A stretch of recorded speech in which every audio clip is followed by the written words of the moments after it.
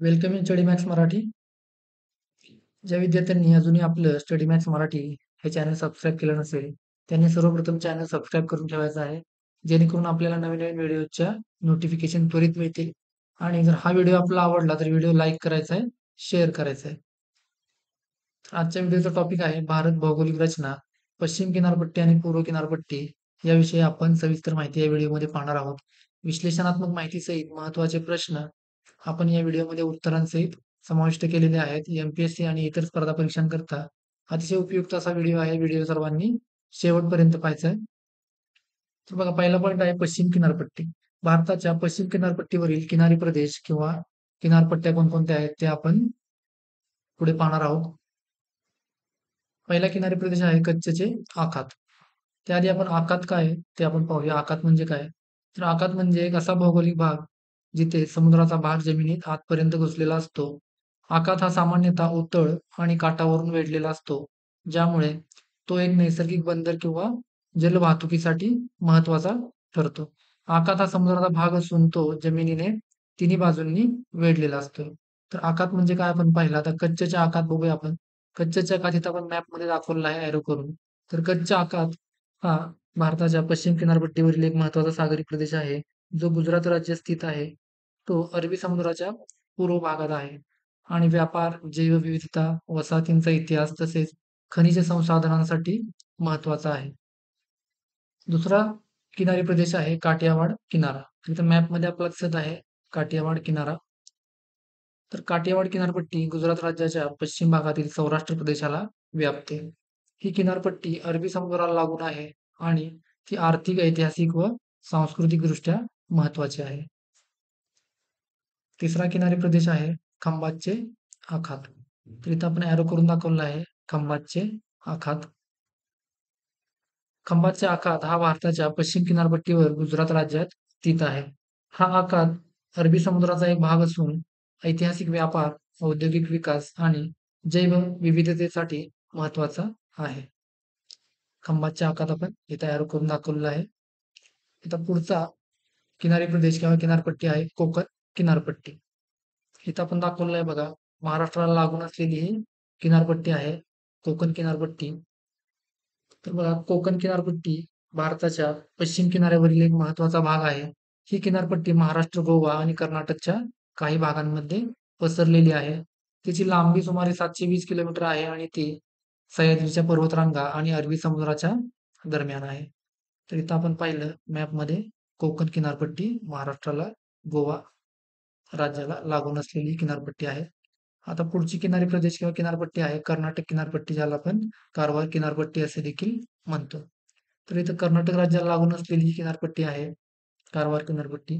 कारवार किनारपट्टी ही भारताच्या कर्नाटक राज्याच्या पश्चिम भागात स्थित असून ती नैसर्गिक सौंदर्य आणि शांत समुद्र किनाऱ्यांसाठी प्रसिद्ध आहे. ती अरबी समुद्राच्या किनारी आहे आणि उत्तर कन्नड जिल्ह्यामध्ये स्थित आहे. तर इथं आपला मॅपमध्ये दिसत आहे कर्नाटक किनारपट्टी, कारवार किनारपट्टी. पुढचा किनारी प्रदेश आहे केरळ, मलबार किनारपट्टी. तर केरळ राज्याला लागून असलेली किनारपट्टी आहे मलबार किनारपट्टी. ही भारताच्या दक्षिण-पश्चिम भागातील एक महत्त्वाची किनारपट्टी आहे. ती केरळ राज्याचा मोठा भाग व्यापते आणि कर्नाटक व तामिळनाडूच्या काही भागांपर्यंत पसरलेली आहे. ही किनारपट्टी अरबी समुद्रालगत आहे आणि नैसर्गिक सौंदर्य, जैवविविधता आणि ऐतिहासिक महत्त्वासाठी प्रसिद्ध आहे. तर इथं आपण पाहिली केरळ, त्यालाच आपण मलबार किनारपट्टी देखील असं म्हणतो. तर या पॉईंटमध्ये आपण पश्चिम किनारपट्टी आणि पश्चिम किनारपट्टीवरील किनारी प्रदेश, किनारपट्ट्या आपण पाहिल्या. आता बघा पश्चिम किनारपट्टीचा विस्तार कुठून कुठपर्यंत आहे. तर पश्चिम किनारपट्टीचा विस्तार कच्छ पासून कन्याकुमारीपर्यंत आहे. इथं मॅपमध्ये बघा कच्छच्या आखात आपण इथं पहिलं पाहिलं तिथं कच्छ पासून ते कन्याकुमारीपर्यंत पश्चिम किनारचा विस्तार आहे. लांबी किती आहे पश्चिम किनारपट्टीची? किनाऱ्याच्या जवळ लांबी आहे 3,350 किलोमीटर. रुंदी किती आहे? 10 ते 15 किलोमीटर. आणि कोणकोणत्या राज्यालगत ही पश्चिम किनारपट्टी आहे? गुजरात, महाराष्ट्र, गोवा, कर्नाटक आणि केरळ. आता दुसरा पॉईंट आपण पाहूया पूर्व किनारपट्टी. भारताच्या पूर्व किनारपट्टीवरील किनारी प्रदेश किंवा किनारपट्ट्या कोणकोणत्या आहेत ते आपण पाहूया. पहिली जी किनारपट्टी आहे ती आहे उत्कल किनारा. तर इथं बघा आपल्याला दिसतंय ओरिसा राज्याला लागून असलेली ही किनारपट्टी आहे उत्कल किनारा. त्याला आपण उत्कल किनारपट्टी असेही म्हणतो. उत्कल किनारपट्टी भारताच्या पूर्व किनारपट्टीवरील ओडिशा राज्याच्या किनारपट्टी प्रदेशाला उद्देशून वापरली जाते. ही किनारपट्टी बंगालच्या उपसागरालगत आहे आणि तिचे नैसर्गिक सौंदर्य, ऐतिहासिक महत्त्व आणि सांस्कृतिक वारसा विशेष प्रसिद्ध आहे. आता दुसरी किनारी प्रदेश किंवा किनारपट्टी आहे आंध्र किनारा. आंध्र प्रदेशला लागून असलेली ही किनारपट्टी आहे आंध्र किनारपट्टी. तर बघा आंध्र किनारपट्टी भारताच्या दक्षिण-पूर्व भागातील आंध्र प्रदेश राज्याच्या किनारपट्टीला उद्देशून वापरली जाते. ही किनारपट्टी बंगालच्या उपसागरालगत आहे आणि देशातील एक प्रमुख किनारपट्टी आहे, जी सुमारे 972 किलोमीटर लांब आहे. आंध्र प्रदेशला भारतातील दुसऱ्या क्रमांकाची लांब किनारपट्टी लाभलेली आहे. तर इथं आपण मॅपमध्ये पाहतोय आंध्र किनारपट्टी आंध्र प्रदेशला लागून असलेली किनारपट्टी आहे. आता पुढची किनारी प्रदेश किंवा पुढची किनारपट्टी आहे कोरोमंडल किनारा. तमिळनाडू राज्याला लागून असलेली किनारपट्टी आहे कोरोमंडल किनारपट्टी. कोरोमंडल किनारपट्टी भारताच्या दक्षिण-पूर्व भागात स्थित असून ती तमिळनाडू आणि आंध्र प्रदेश राज्याच्या किनारपट्टी भागाला व्यापते आणि बंगालच्या उपसागरालगत आहे. ही किनारपट्टी ऐतिहासिक, आर्थिक आणि भौगोलिक दृष्टिकोनातून महत्वाची आहे. तर इथं मॅपमध्ये आपण पाहत आहोत कोरोमंडल किनारपट्टी. आता पूर्व किनारपट्टीचा किंवा पूर्व किनाऱ्याचा विस्तार किती आहे, कुठून कुठपर्यंत आहे ते आपण पाहूया. सुवर्णरेखा नदीपासून ते कन्याकुमारीपर्यंत पूर्व किनारपट्टीचा विस्तार आहे.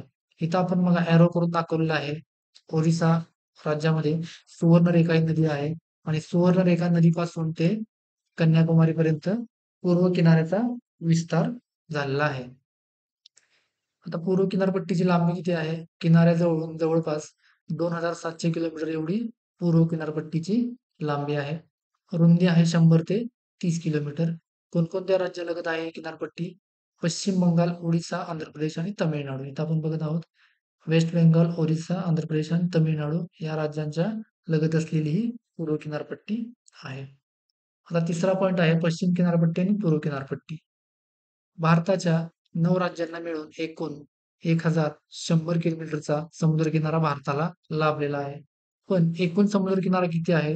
तर एकूण समुद्रकिनारा हा अंदमान निकोबार, लक्षद्वीप सहित 9 राज्य आणि 4 केंद्रशासित प्रदेशांसहित 7516 किलोमीटरचा एकूण समुद्रकिनारा भारताला लाभलेला आहे. लक्षात ठेवायचं 9 राज्यांना मिळून किती आहे? 6100 आणि अंदमान निकोबार आणि लक्षद्वीप सहित 9 राज्य आणि 4 केंद्रशासित प्रदेशांसहित 7516 किलोमीटरचा एकूण समुद्रकिनारा भारताला लाभलेला आहे. तर बघा आयोगाने मागील 10 वर्षात विचारलेले भारत भौगोलिक रचना या टॉपिकवरती आपण प्रश्न पुढे पाहणार आहोत.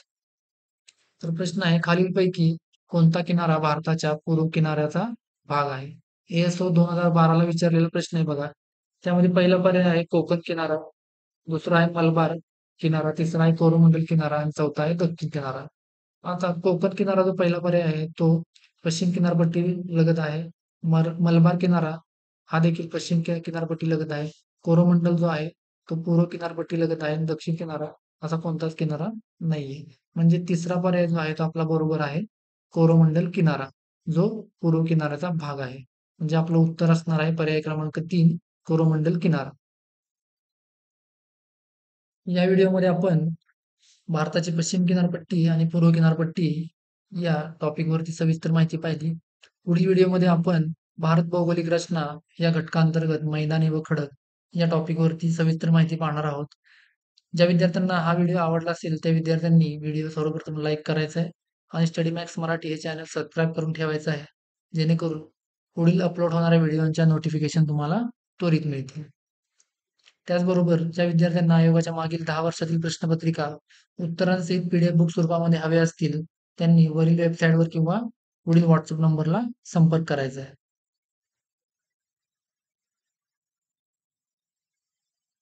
Thank you for watching this video.